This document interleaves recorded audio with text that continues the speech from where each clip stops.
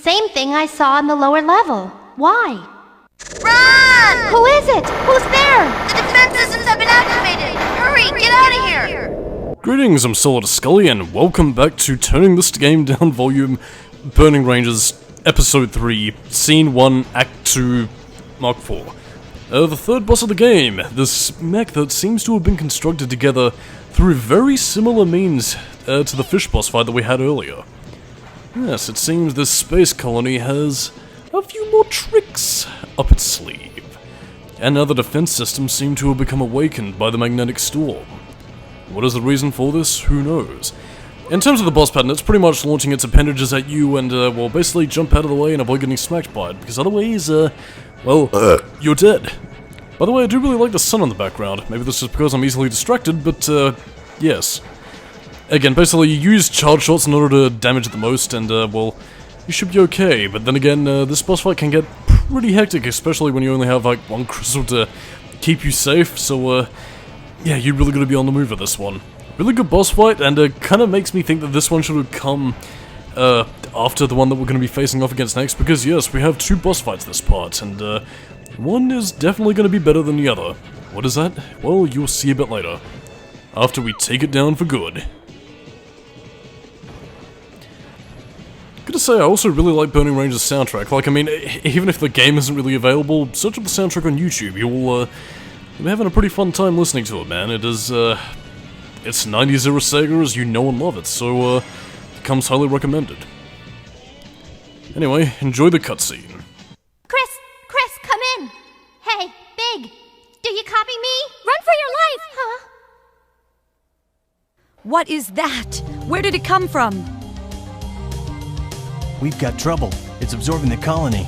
It's no good. The transporter's malfunctioning. Tillis, listen, you've got to get out of there. Tillis! Or you'll be trapped inside. Tillis, come in. Tillis? Tillis! It's no use. We're losing her signal. Chris, come in! I lost her! What's going on out there? I need to get out of here. Watch out! There's that voice again! So, now the tables are turned, and, unlike before, now Illia Klein is your only means of guidance, and I just completely spoiled her name, but, fuck it.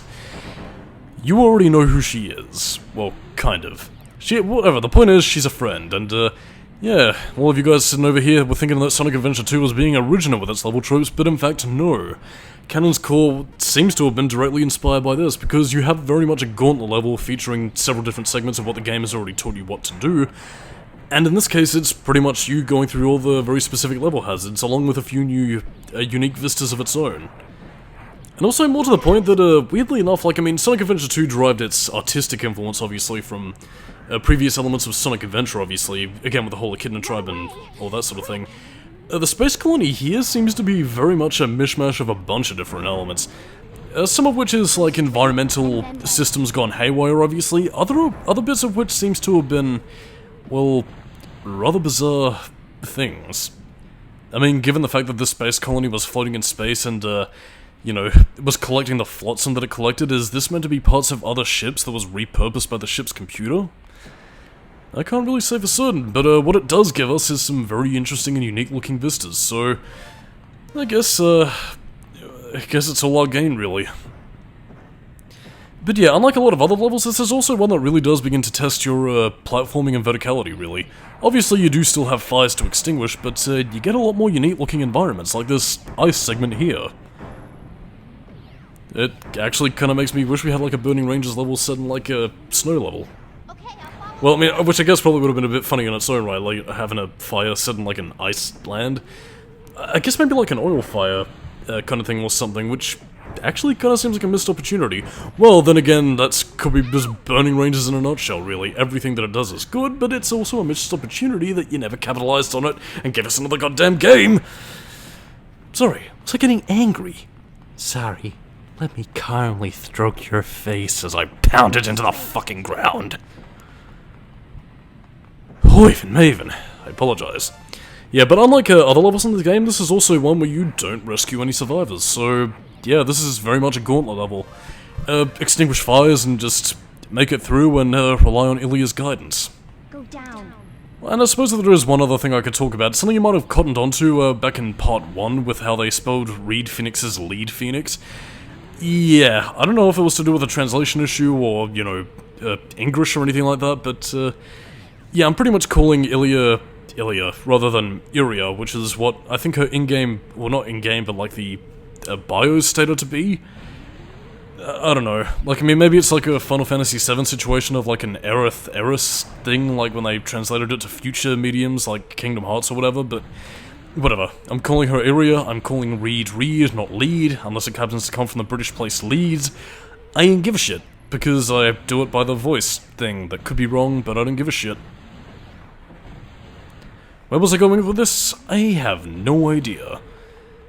But, I mean, really, the point is just that, ooh, good lord, that was kinda scary.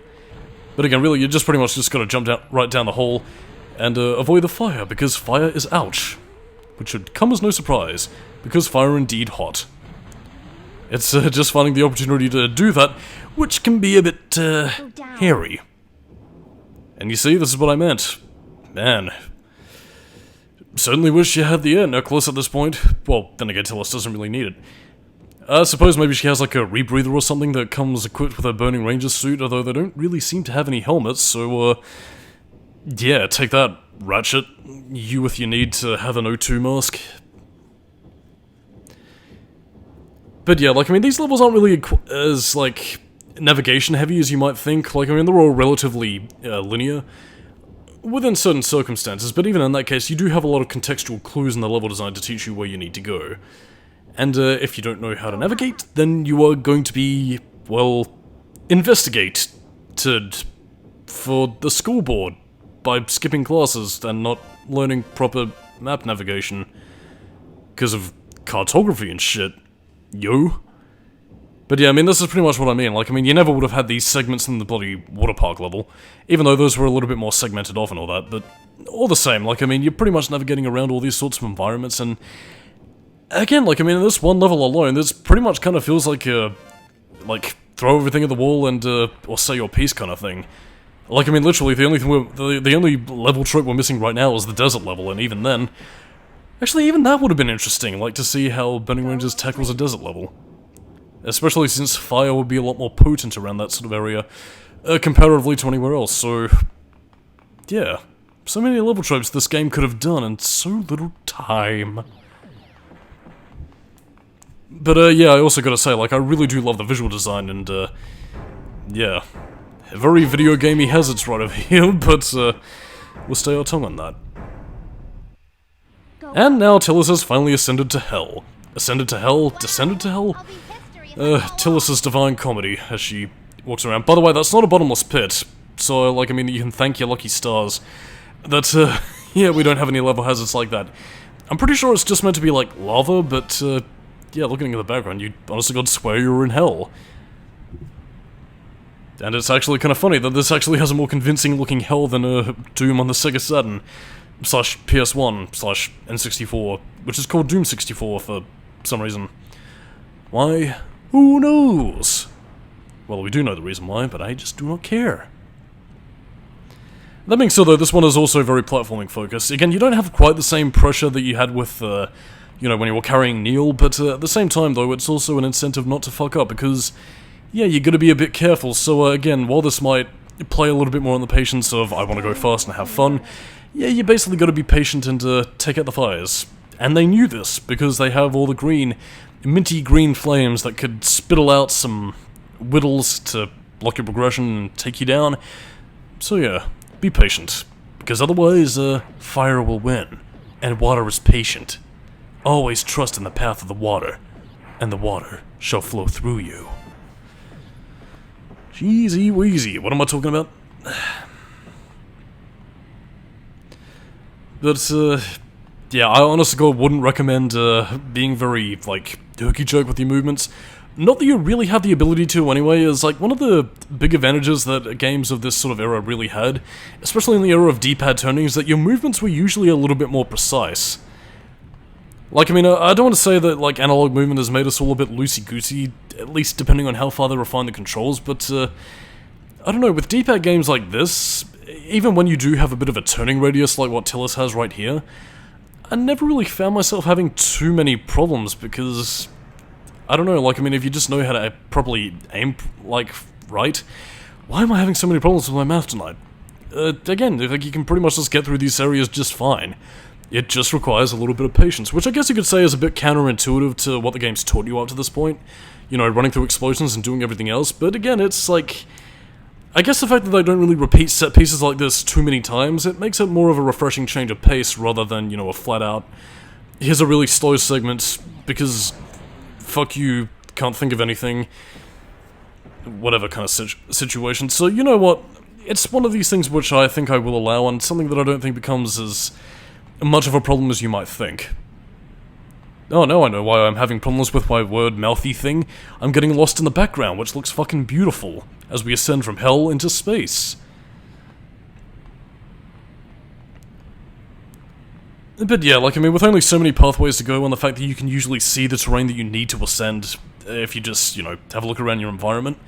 Yeah, again, this place is pretty easily navigatable, and again, as you can see there, it is actually worth your while to take the time to eliminate some of the fires, because they tend to occupy some of the bigger platforms. If you're a bit loosey-goosey with the controls, you're gonna want those platforms. You see, the game design all ties together, and you might notice a little something else.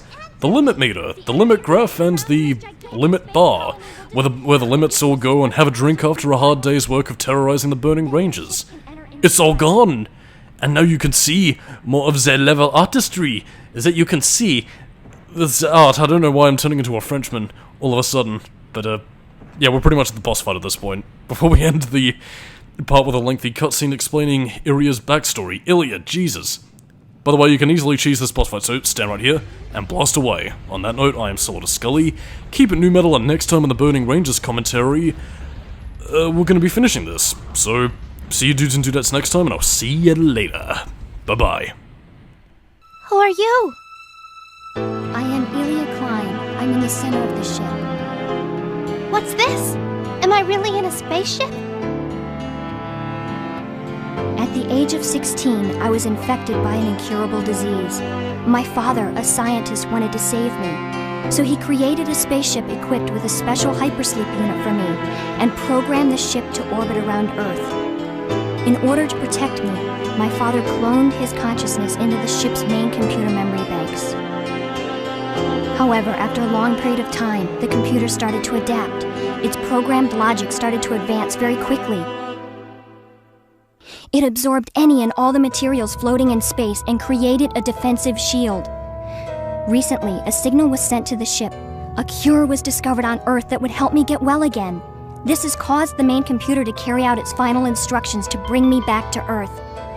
But that would mean disaster, because if the ship reaches Earth, all of it would be destroyed.